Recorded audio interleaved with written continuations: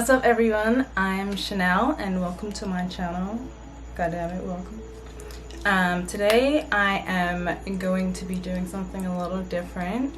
I will be sharing with you guys my journey into daily meditations using Dr. Joe Dispenza's meditations.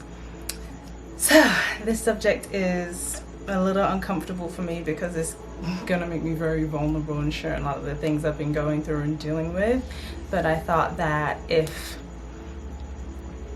this has been helpful for me, then it could be helpful for somebody else, and in that case it's worth it, right? So the way I'm gonna be doing this is month to month. I'm a little behind right now because I did January and I'm well into July, but we're just gonna go ahead and get this process started and stop procrastinating and let's get moving forward. All right, so I'm gonna be reading my notes just to help me along here. So the reason I started the meditations. So meditations is something I've been doing on and off for a long period of time. I've very much struggled being disciplined enough to be continuous with it for a very long period of time. But I started it because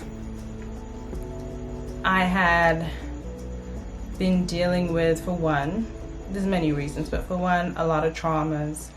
A lot of things have happened, especially in the beginning of the year, with somebody that I really loved and cared about, and they did some things that really traumatized me.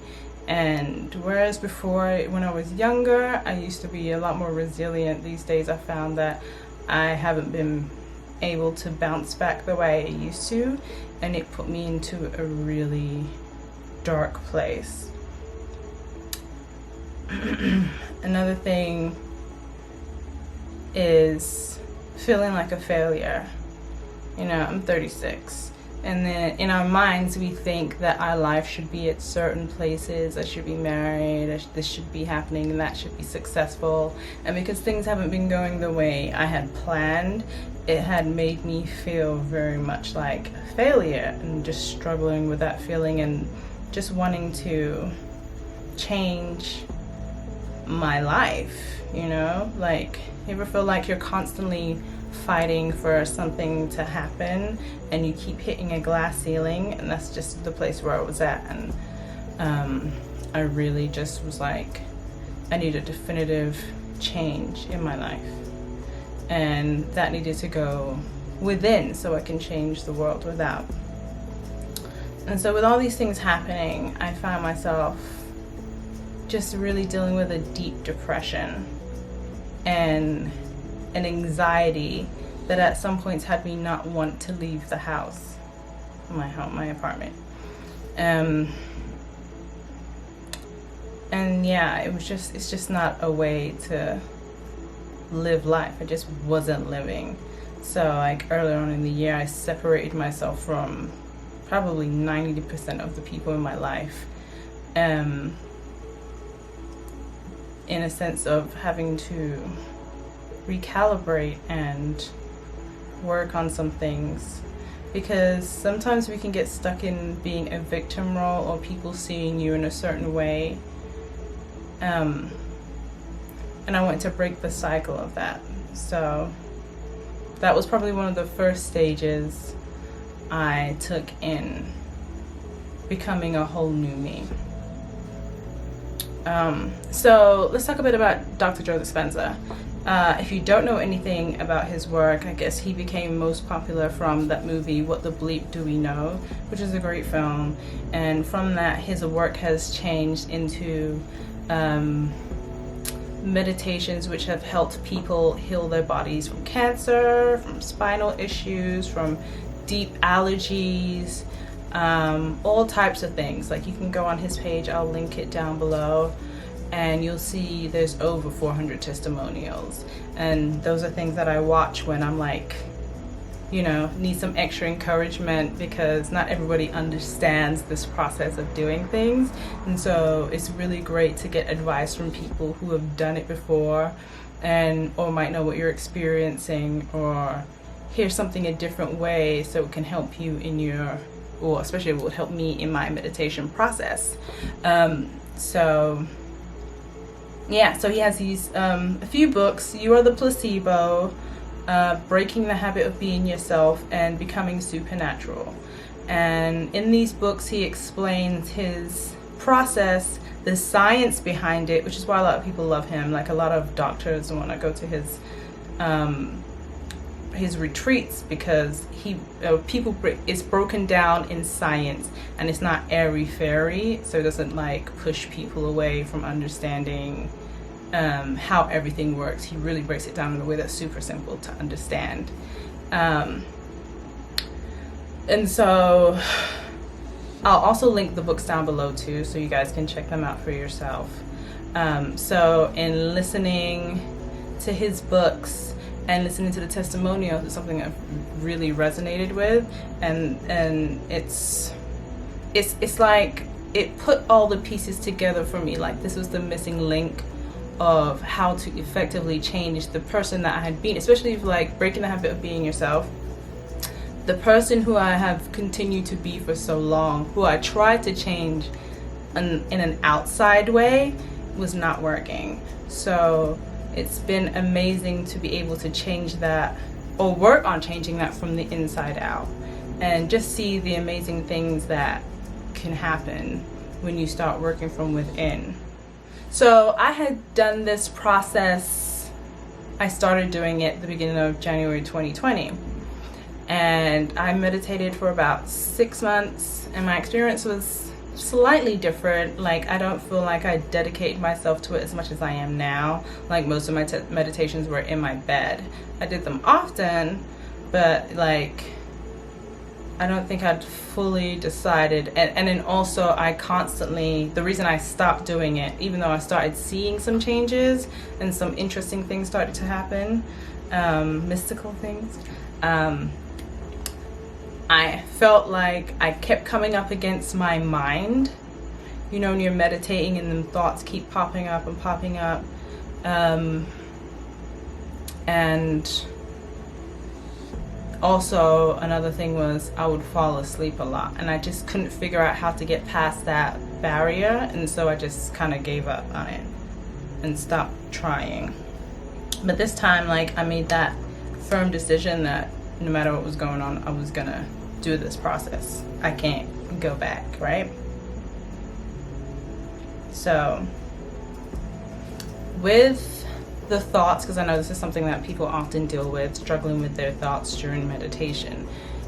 I listened to an interview that Dr. Joe Dispenza did, and he said, if you knew that the meditation was you being able to return back to that quiet place, that center place, and remove yourself from your thoughts, that is meditating, being able to bring yourself back and not getting carried away with your thoughts. So I was like, okay, anytime I found myself disappearing into thoughts, I always managed to bring myself back. And I had to keep telling that voice, you're just gonna have to shut up, because this is what we're doing, get used to it. So being able to do that has definitely calmed it down and made it easier for me to progress with the meditations. I don't feel like I fight that as much. I'll still fight it. It's still a thing, but it's not as powerful as it used to be. Also, so then the falling asleep thing, that was something I struggled with early as well. So I changed where I was meditating. I stopped meditating on my bed, because that's associated with sleep. I put myself in my chair in my bathroom, closed the door, lights, everything's off, and just kept telling my body, you're gonna stay awake. You're gonna stay awake, you're gonna stay awake. You can keep trying to fight it, but you're gonna be awake. And it actually worked. It's so interesting. I've found that talking to my body in certain parts, it actually does listen. And it seems weird, but it's like taking back control. I'd given my body control of my mind and my state of being, and I'm taking it back. So it will fight you. It will fight you for a good period of time trying to keep the control, and you just gotta tell them who runs the show. So on day 9, I had this amazing meditation that felt like there had been an upgrade or a door opening in my mind that wasn't going to be closed again. And in this meditation, I fell asleep, and energy moved so strongly within me, it woke me up. And after that, I didn't go back to sleep again. And after that point, I knew that I wasn't going to struggle with that as much as I had before, because my body had accepted that we stay awake during meditation. Our mind stays awake during meditation. Even if the body goes to sleep, our mind is awake, and we're a part of this. We're going to participate in this. So the next thing that was a big deal was my belief. And so I had to tell myself that there was no such bad thing as a bad meditation. There is no such thing as a bad meditation. If you feel like you couldn't get all the way through, you couldn't overcome your thoughts that day, you didn't feel anything moving in your energy centers, it still was a good meditation. You still came, you showed up, you showed your body that you're committed to this. So there's no bad meditations. And as I told my body that, it started to believe it. But it's the commitment, the showing up, that proves to it that you're in this, you know? So for me, this time in my life, there's really no going back to living in that same state. So I had to make that decision that there was no going back. And even if I felt like I didn't want to do a meditation, or I had other things going on or whatever, or the day was a bad day, because especially when I first started, they all seemed to be bad days, there was no going back. So the meditations are usually like 45 minutes to an hour. It could be longer depending on which one you're doing. But it was, even if I did 5 or say 8 minutes, because even if I just did the breath work by itself, like that was my rule. I have to do something every day. And most of the time it was Blessing of the Energy Centers, which is the meditation that goes from your root chakra all the way up. It was important to me that I had spent that time, because this is my medicine. This is the medicine I'm choosing to use to heal my body inside and outside my mind. And it's the first month, I didn't expect anything to happen the first month, but there were some interesting changes that happened. So the biggest things I noticed from month 1, June 2021,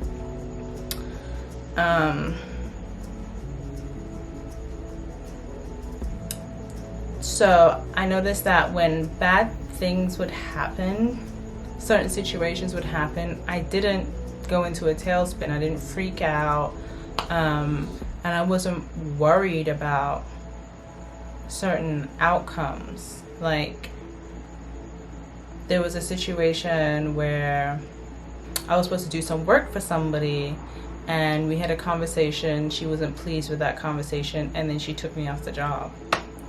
And usually that would have sent me into a space of feeling like a failure, like I wasn't good enough, being extra frustrated, and it was just kind of like, okay, cool, it's all good. I was like, wow. But I knew that in this process, certain things could be removed from me for my benefit, because it's happened with other people.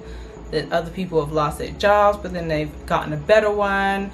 They've lost relationships, but then they've gotten better relationships, and it's changed their life for the better. So I figured maybe that working relationship isn't what's supposed to be for me, and I just released it.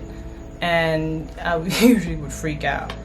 And then also, I had been procrastinating with getting my car fixed, and then it's like that was something that I decided to take care of at that point.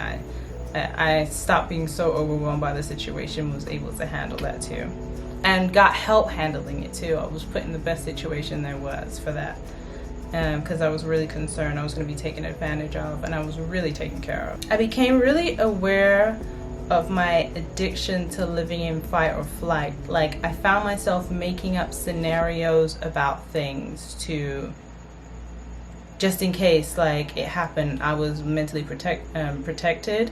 But what it was doing was putting stress on your mind, because you know your mind can't tell the difference between something that actually happens and is a made-up story in your head or a past memory. It can't tell the difference. It's like it's happening to you at that point. So I was constantly putting myself in under that stress and not realizing I was addicted to that emotion. So I managed to catch myself a lot when I started to think that way, and do my best to turn that around, because when you suffer with things like depression, it's hard to think greater than you feel, because your feelings feel like the truth, and they are not the truth. It's just a perspective that you're comfortable with. So I had to constantly catch myself with that. I started to feel energy moving in different centers. My first center definitely was a trouble area, but I really spent a lot of time working on my heart center and telling it that it was safe. And I realized how unsafe I felt in life. And so I was super closed off. My heart space was super closed off. And so I spent time every day, and I'd be driving like, you're safe, you're okay. Like, and I just felt it slowly start to open and feel the energy moving through that space and be able to move up and down. And those are the things that made me feel more comfortable leaving home. When I started to like open up, there was a point where I was like, for a very long time actually, I would never leave my bedroom door unlocked, because in my mind something could happen and someone could come in my room when I'm sleeping. Now I would just leave it unlocked. I would be meditating in the room. I would lock my bedroom door and my bathroom door to make sure I felt safe. When I started meditating, I did not feel safe at all. What if something came in here, even a spirit or something came and touched me? Like, this is the kind of crazy thoughts that would go through my head.